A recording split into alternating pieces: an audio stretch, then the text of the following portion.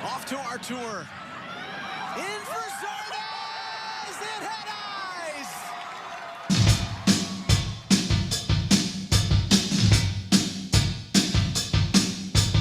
Glory to Columbus. Go, go Columbus. Glory to Columbus. Here we go.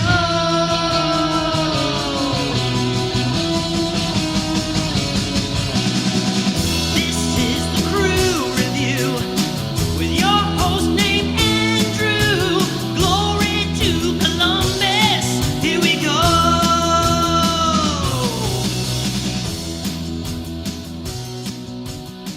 Hello and welcome to the Crew Review, a Columbus Crew post-game show where me and another writer from Massive Report review the Crew.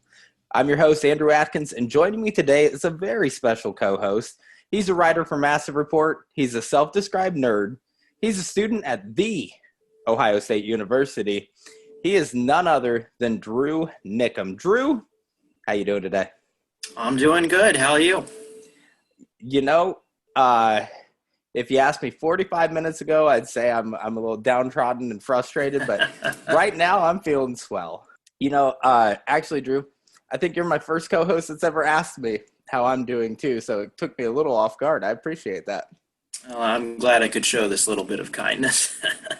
Well, Drew, introductions out of the way. We have to get right into our first segment of the night. It's a little thing I like to call emotional overreaction. So what I want you to do, Drew, is shut off that analytical side of your brain, reach down into your heart, pretend that you're on Twitter, and just spew out the first thing that comes to your mind. Oh, okay. Until the playoffs, I won't make any prediction related though, but in the rest of the regular season, the Crew will not lose another game. I like it. My emotional overreaction at this point is the same thing. We're not losing. We are playing awful first halves, but we're coming through every second half, and we are doing what we need to do. We are scoring multiple goals. Columbus Crew will not lose the game. I'm going to go further. You said you're not going to make a pick until the playoffs. We're winning the cup, baby. We're winning the Supporter Shield, and we're doing it in the COVID world where, of course, Columbus can't turn out in full force to support it. So that would be fitting. It would. It's the most Columbus Crew thing ever.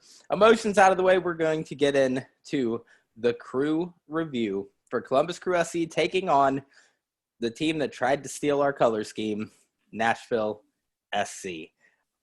So the starting 11 for tonight's matchup. Again, Columbus go into a match.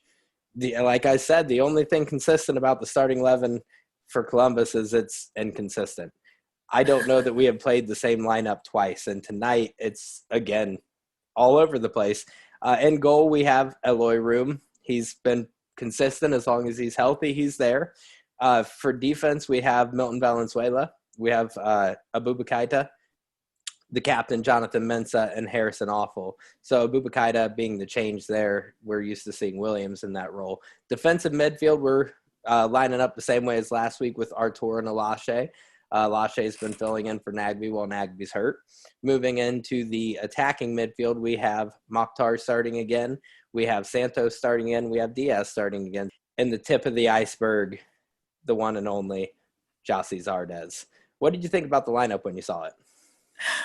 So, if I recall correctly, there were only two changes, which was Keita and Mokhtar. It was when I first saw it, it was great to see Mokhtar back in the lineup because I know he usually has just that extra creative touch on the wings that usually helps the Crew. You have to feel bad for Alashe because we were discussing this. I mean, you love to see him get game time, but if he's in the midfield in the lineup graphic, you know it means that Darlington Nagbe's not playing. It's almost unfair because he's doing a serviceable job. He's doing a good job. But unless you're phenomenal, you're a step down from Darlington Nagbe.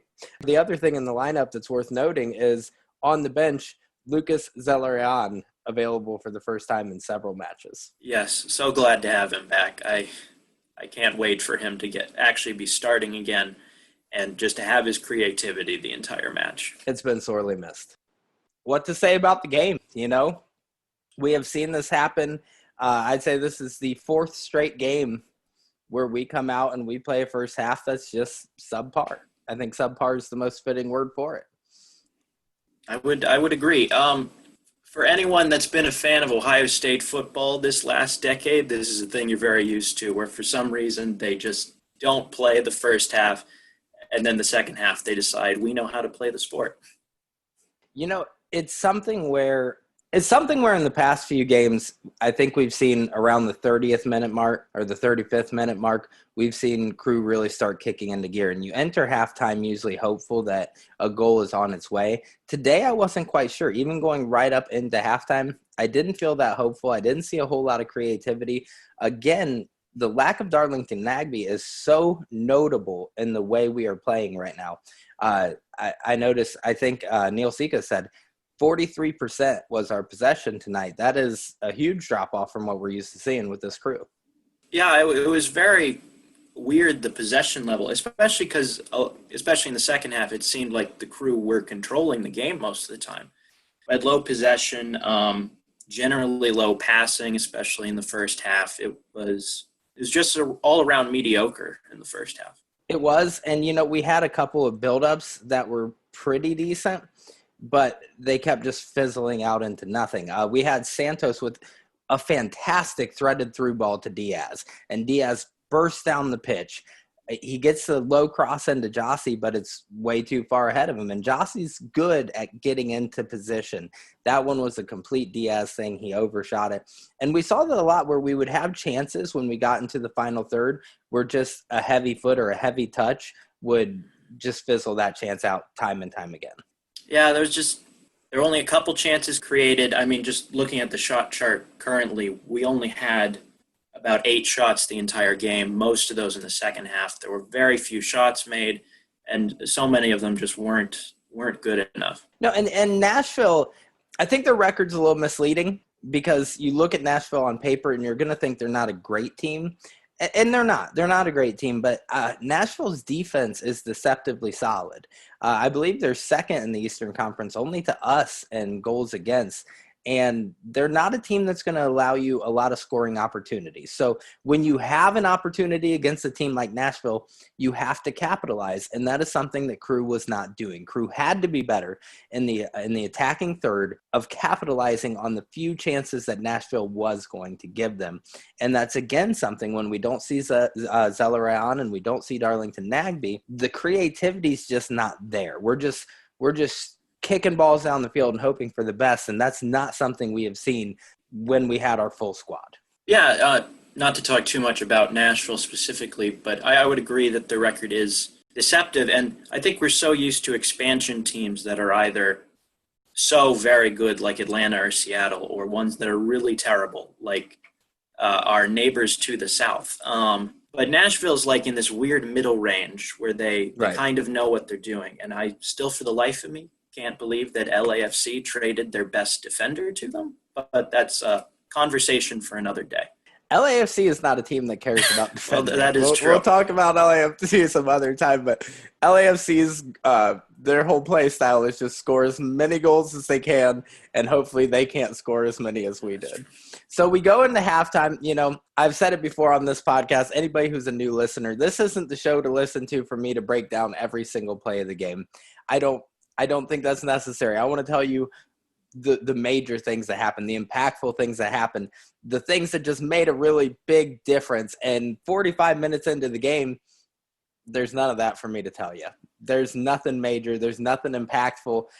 It was just kind of a dull 45 minutes. Going into halftime, though, thinking back on the half, there's a few things that really jump out to me. And it's jumped out to me about the Columbus Crew this year in general. We are a very good to great team. And a lot of teams have trouble figuring out how to defend when we do attack, and we do attack well. And what we have seen starting to become a trend is they foul us a lot to stop us. And we are seeing that really affect us with Zelarayan missing as much time as he has, and now Nagbe's missing time, and now Audie is missing time. And, man, if Luis Diaz doesn't come out of this game with some bumps and bruises, I'll be shocked. He was getting knocked around the whole match, but that's something I was really thinking about at halftime. It's just how much we are fouled and how much that's impacting us, especially now that we know we're on the second half of the season.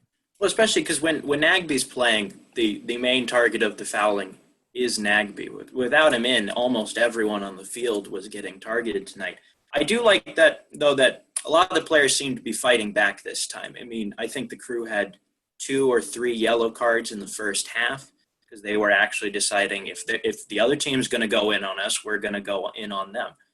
And I think it was a more aggressive approach that I actually think helped them stay in the game and not get tackled out of it. It is a good point. We did fight back, but you have to be careful with that too, because we saw Abubakar got in a little bit of a scuffle, and he ends up pushing a Nashville player, and he ends up getting a yellow card.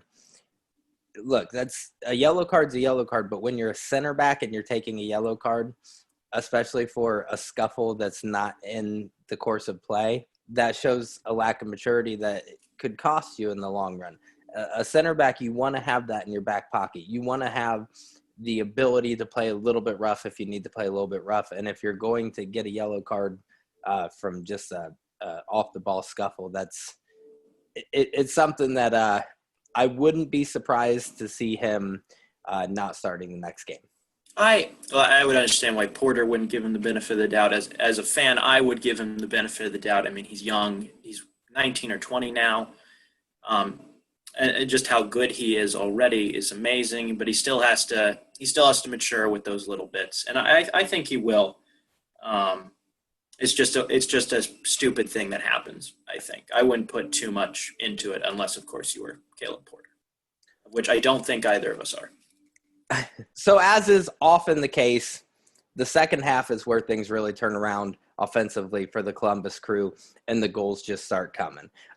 We had Gyasi Zardes strip a Nashville defender, and man, it was a great strip, and he just bursts away from him. He's in the attacking third already. He gets into the box, and he takes the bullet. He ends up getting knocked down, but right before he gets knocked down, he passes it off to Santos. Santos takes a touch to get it under control, and then off his left boot, which Santos is great at, bends it around 2 Nashville defenders into the top left of the goal. 1-0 Columbus Crew. It's like Pedro only scores goals like this. Like it's never a tap in. It's never like off a rebound. It's always like either outside the box or just in it, and it's like into that top corner, and it's just always such a good goal.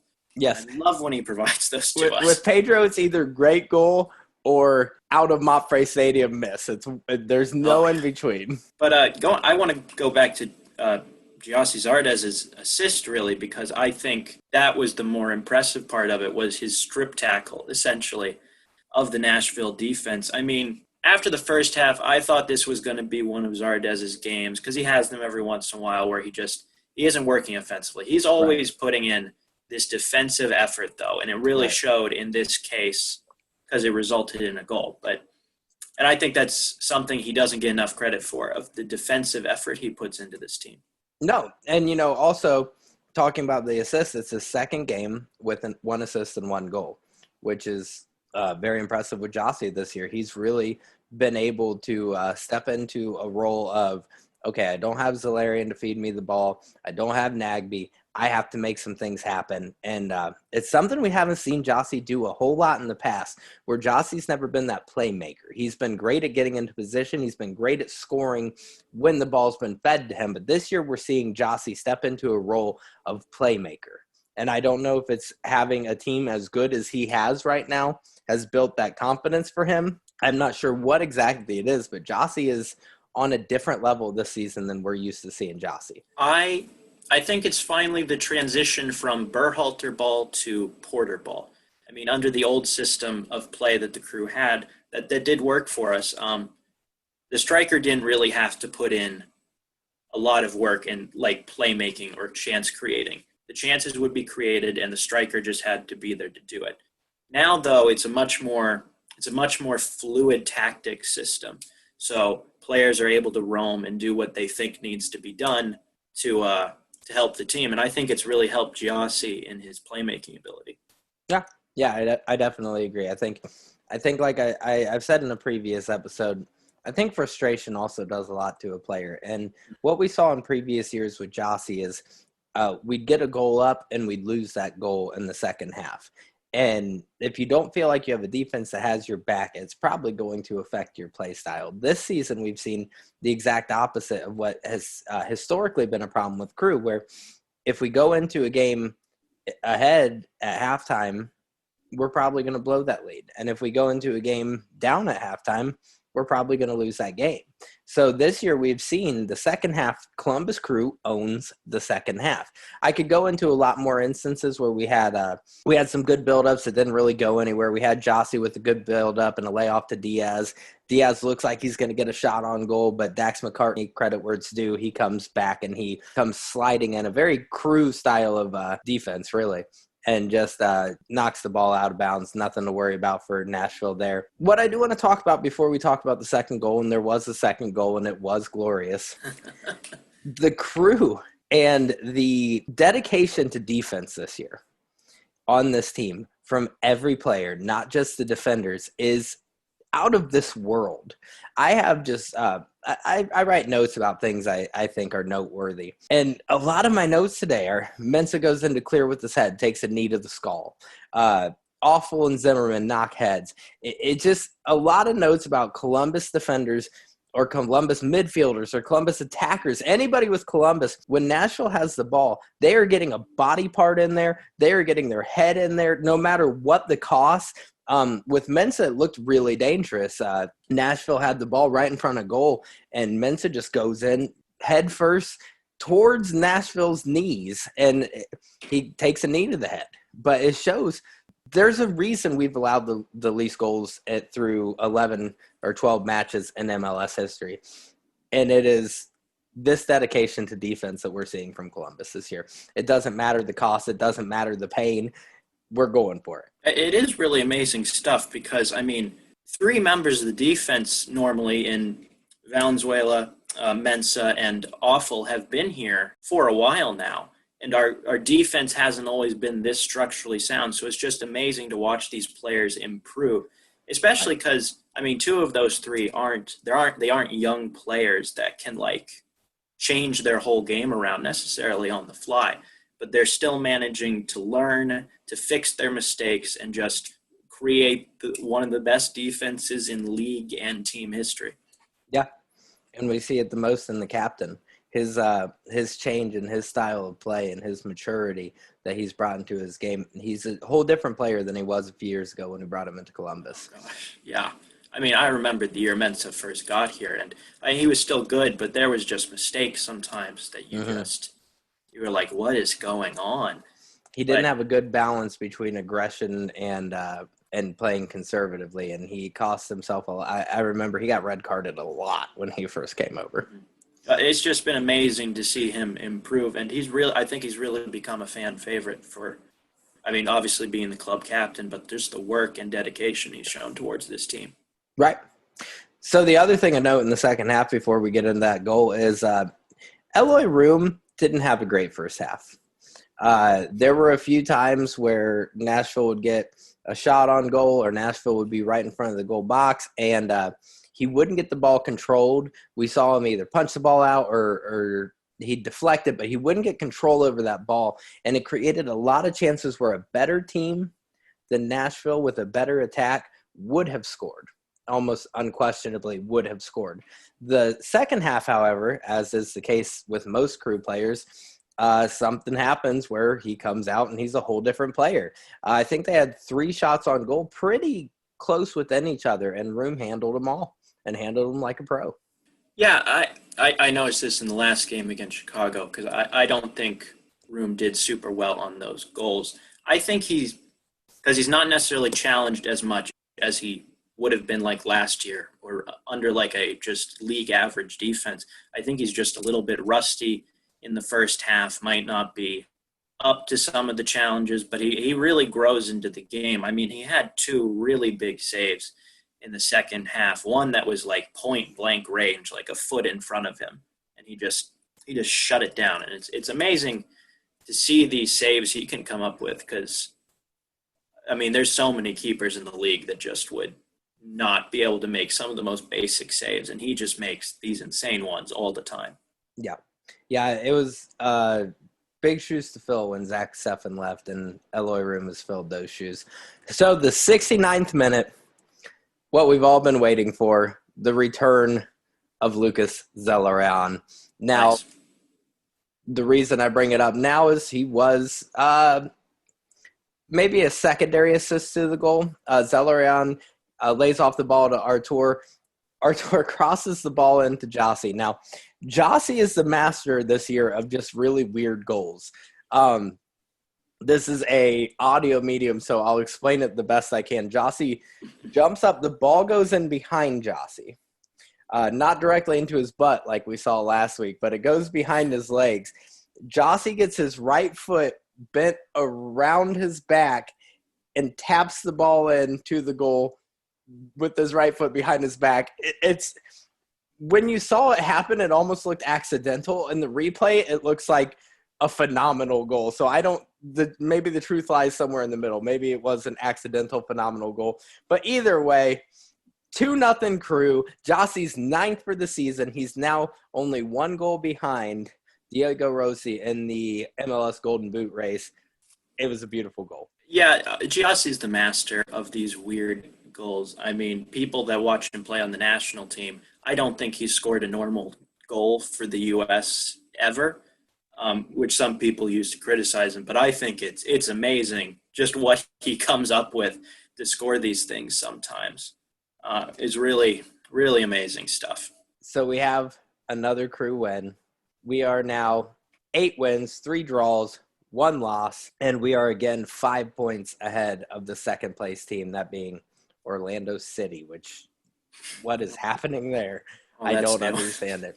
Also of note, for the first time in club history, Columbus has now won all 5 of their first home games. So, again, this team just keeps making history. That's just what we do in 2020 is we make history. I mean, it's been amazing to see people just like show the stats of this season in comparison to others. I mean, this is obviously a weird year and a weird season, but just looking at, the year we won MLS Cup in 2008, nowhere near as good this defensive level or like winning games like this in a row at home. And none of our Supporters Shield seasons were like that. Even 2015, it wasn't like this. It's really special to watch this team play. It is, and there's a debate to be had another day about whether this team's really making history or whether that history should come with an asterisk. Because if we look back over the course of this season and the 12 matches we've played, we do see that we've played FC Cincinnati a lot. We've played Chicago Fire a lot. We've played Nashville. We've played subpar teams with very little real competition. Whereas we have teams in the West. We have LA Galaxy. We have LAFC. We have Minnesota. We have these tough teams in the West that we're getting to avoid for the most part. Now, we do have Minnesota coming up, but it begs the question of, does this season come with an asterisk? Now, that's not the nature of the post-game show, so we'll have that debate some other day. And I know I bring this up with the risk of being called a wet blanket, but it is a discussion to be had. We can only play what MLS puts in front of us. We can't do anything about it. That is true. If they want us to play FC Cincinnati 15 more times and beat them 15 more times, I'm all for it, personally. And if it comes with a negative asterisk, it also comes with a positive asterisk of we play a lot of games in short order. There are multiple games within a week, and Columbus has found a way to overcome injuries, overcome exhaustion, overcome those odds, missing out on players like Nagby, missing players like Zelarayan, missing Vito Wormhor for the entire season, and we have put together the best stretch of games in Columbus Crew history. So I think we pretty much covered the game. I think we wrapped it up pretty well. I would say so. So we're going to get into our next segment of the night. I'm going to clarify something real quick. Columbus Crew is the greatest team the world's ever seen. So you don't get to play for the Crew if you're not an elite caliber of player. You have to be the best to play for the Crew. So with that said, it's time to give our best player of the match and our worst best player of the match. Drew, who was your best player of the match? It wasn't really sealed until like the last minute, but it's Giassi Zardes. I mean, his assist and his takeaway to provide for the first goal was excellent. It's just the type of stuff you want out there. And then the goal at the end, such a Giassi goal, and it was a perfect seal on a, no offense to the game, a generally mediocre MLS game. But he was probably the most fun player out there to watch, and he helped the team the most on the field tonight. I don't like agreeing with my co-host, but there's really no question tonight. It was Giassi Zardes. 1 assist, 1 goal. Again, Giassi's making a difference. Giassi's scoring goals. He's second in the MLS Golden Boot race. It's going to be hard in games like this to not give it to Giassi Zardes. Who else deserves it tonight? Pedro Santos had a goal, but Giassi did the work. And so Giassi is also my best player of the match. Now, something I have yet to even figure out, so I'm glad you have to go first. Who's your worst best player of the match? Okay, so I want to preface this by I don't really want to label them in the worst terms, but in just one that I think needs improvement. I took notes on all of the players. Some of them I didn't write a lot down for, but Luis Diaz, I wrote like a paragraph of notes for because he's good. He's fast. He generally knows what he's doing. And there were times during the game where he got good passes in that almost made it to Giassi, which could have gotten us some more goals. But there were just times where, like, there was a breakaway in the first half that did end up being offside, but he just hesitates and waits too long, wants to beat the keeper. Otherwise, there would have been a goal in the first half. And he really needs to work on shooting on target.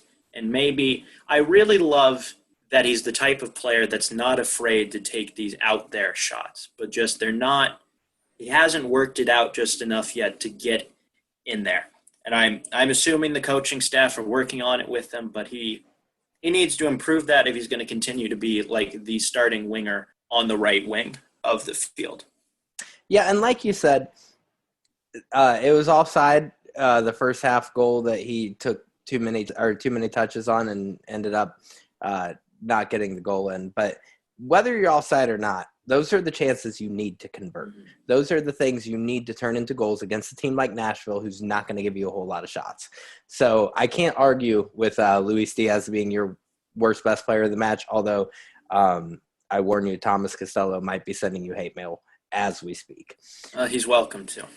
I'm going to, again, I don't like to agree with my co-host, so my worst best player of the match I'm giving to Abubakar Keita. Reason being, early in the game we saw him give a bad ball away in our defensive half of the field.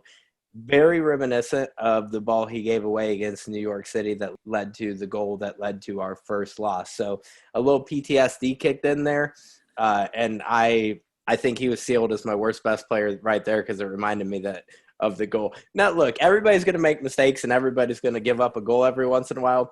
His just so happened to be the one that is the blemish on our record. So that's a tough thing to be saddled with. But what really sealed it for me with him being the worst for me tonight was the scuffle we talked about. If you're a center back, if you're a key piece of our defense and you're playing a team that continues to get balls crossed in front of our goal, you cannot be on a yellow card because you can't control your temper when we're not even in the course of play. So because of that and because of just to me the immaturity that showed, which this has been a team that plays very mature, that's why he got my worst best. But, it's not a terrible performance. And like you said, he is young. And like I said, it might be unfair to hold that one goal against him for the rest of this year, but as long as that remains our only loss, I don't know that I could not. I was going to say, I was hoping you had more than a reason besides a mistake that didn't even lead to a goal in this game to crucify him, but no, I can't disagree with those arguments. But also, I mean, both the players we mentioned, they're young. they generally are improving every extra minute of game time they get. So we didn't have to name any of the like big names like Pedro or Giassi or most of the defensive line. So I think that's a pretty good thing. And it's been young guys. Our worst best it tends to stick to the younger players, and that's to be expected, you know. And you have the veterans, you have the guys like Mensah, the guys like Room, the guys like Jossie, the guys like Pedro that are composing themselves and keeping these games together and leading to the Columbus Crew being the king of the second half, which is just the greatest feeling ever as a Crew fan, where we have seen so many seasons. You and I talked before the pod about the 2016 season. We have seen so many seasons where these second half goals just derail our playoff hopes. And this year, we might not be the first half champions. We might not be coming out and starting these games strong, but we are finishing them on our terms, and we are finishing them strong. Yeah, the team really grows into the game. I'm thrilled that it's not like last year where in like the 88th minute you give up an equalizer and then 2 minutes later we're losing. So it's just such a great feeling to see this team be good like they should be always. They should always be this good. You just love to see it. Love to see it. All right, well, Drew, you were the best co-host of the night, and you've earned yourself a plug. Why don't you tell these people where they can find you? Well, you can find me on Twitter at DrubelDrew. Saying it out loud, it's a terrible Twitter. It's awful. I'm not changing it because I'm committed to it. Fair enough. Beyond that, you can find my writings on Massive Report. I don't have a podcast, so the only time you'll ever hear me is when I'm on here. All right. Well, I do have a podcast, and you can follow that podcast on Twitter at Crew Review Pod. You can also email us your feedback at crewreviewpod@gmail.com. You can find us on Apple, Spotify, wherever you get your podcasts. Like us, subscribe to us, review us, and you can find me personally at Andrew Atkins SC on Twitter. For all your Crew news, updates, and analysis, go to massivereport.com and follow them on Twitter at Massive Report. So our next matchup is against Minnesota United. That is Wednesday. Drew, what are your predictions for that matchup? Okay, so before the show started, I was going to say we lose this game, but then I went out there and made a prediction that we won't lose any games the rest of the year. So I'm in a bit of a pickle. I think Porter and the team will have learned from the loss at MLS's back. So I'm going to go 3-2 Crew. Wow. 3-2 Crew, huh? Yeah. You're more Talked myself confident into than me. it. You're more confident than me. I think this is where the Crew get tested. Now, I think we're a great team this year, so I think we're going to handle these tests, but I don't have that much confidence. I don't have 3-2 confidence. I'm going to go with a 1-1 draw. And just hope that I'm wrong. I will say mine hinges on Zelarayan starting. Yes. Well, okay. So that's a whole nother conversation we could have. Predictions with or without Darlington Nagbe, but we're not going to do that. So we'll just go 1-1. With predictions out of the way, we're going to get into our final segment, something I call #MyCrewReview, where I invite you, the listeners, to review the game on Twitter, and we will read your reviews live on air. And guess what, Drew? This is a very special day. We have my Crew reviews. See, oh, yay. Last week, it was only used specifically to make fun of me. So I considered just doing away with the segment as a whole so that Thomas didn't have an opportunity to keep calling me a wet blanket on a weekly basis. But we have them.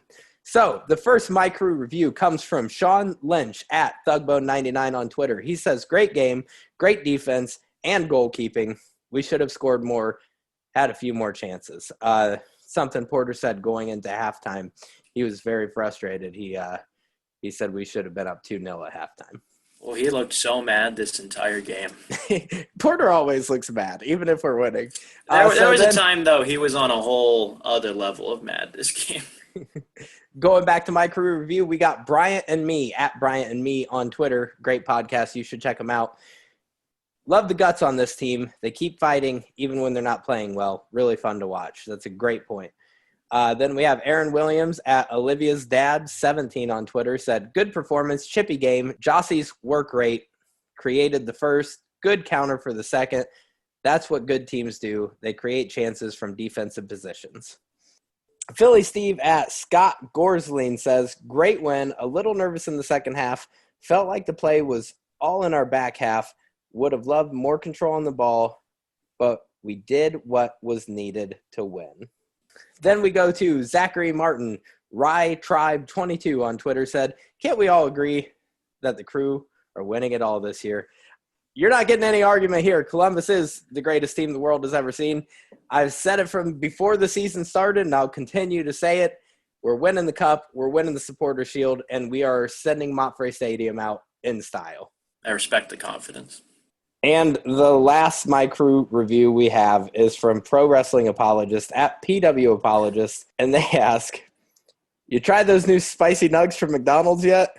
Not even Eloy Room can keep this delicious treat from flying into my mouth. Does that count as a sponsorship? I think McDonald's has to pay me now. So thank you guys so much for the Crew reviews. I really appreciate it. And Drew, thank you so much for being here. I hope you had a great time. Anytime. It was a lot of fun. It was a blast. As always, for Massive Report, I'm Andrew Atkins, and this has been the Crew Review. Glory to Columbus, go Crew, and we will see you next time when we review